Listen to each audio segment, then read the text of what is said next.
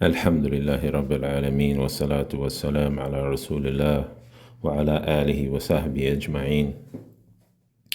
This is a translation of an advice from a Dr. Sheikh Saleh AL-FAWZAN, hafidhahullah, may Allah preserve him, taken from his YouTube channel on April 11th. The title of this video is The Condition of the Muslim After the Prescribed Periods of Obedience of Acts of Worship, or what may be known as the seasons of acts of worship, and included in that is Ramadan. May Allah subhanahu wa ta'ala bless us in this translation and allow us to benefit from our kibar ulama, our noble scholars.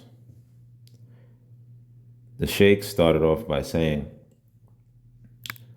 that Allah, may He be praised and exalted, has specified or prescribed the periods where good deeds are performed in abundance, and the reward for the good deeds are superior to other times.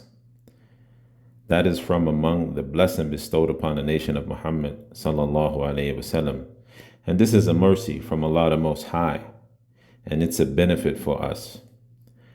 Therefore, if a person motivates oneself to be disciplined during this special period of time, that is a mercy and a blessing bestowed upon us from Allah, the one who opened the hearts and made it easy for one to increase in the performance of acts of obedience and worship. Also, one shouldn't worry if a feeling of laziness or loss of motivation occurs after the month of Ramadan concludes.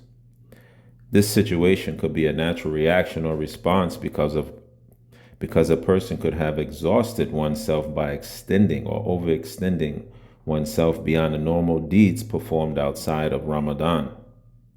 So what is obligatory upon a Muslim is not to oppress oneself by blaming oneself or being overcritical of oneself because of what might have overcome a person by this loss of motivation or this occurrence of laziness. Furthermore, it is upon a person to supplicate to Allah and to ask Allah to accept the deeds that a person performed in the month of Ramadan.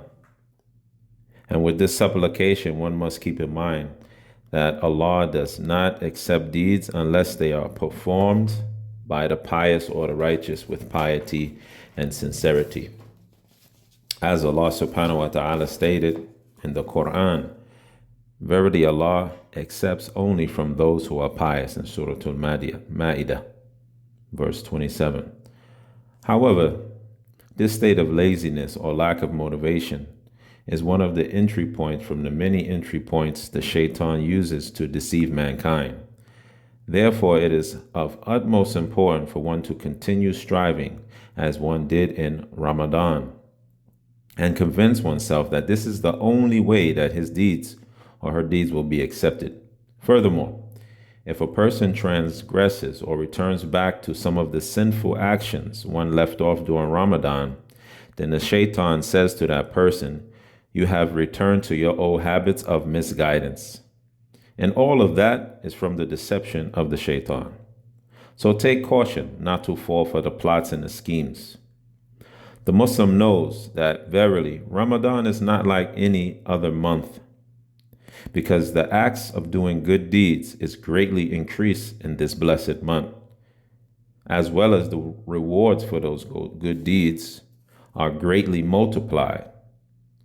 And also the example that was established by our Prophet Muhammad sallallahu alaihi wasallam, as he used to perform certain actions in the last 10 nights that he wouldn't do at any other time. So therefore, the Sheikh concluded by saying, it is advised for a Muslim to encourage oneself to be better than one was before Ramadan and take advantage of Ramadan by establishing within oneself certain righteous deeds that he didn't perform before Ramadan, and establishing those deeds, those good deeds or actions after Ramadan concludes. An example, the Sheikh gave an example of his statement by saying, a person might have never read the Quran before Ramadan. But now if he commits to reading the Quran 2 times a week, he would be in a better situation than he was in before Ramadan. And the Sheikh concluded his lecture. Wa sallallahu ala nabiyyina Muhammad wa ala alihi wa sahbihi ajma'in.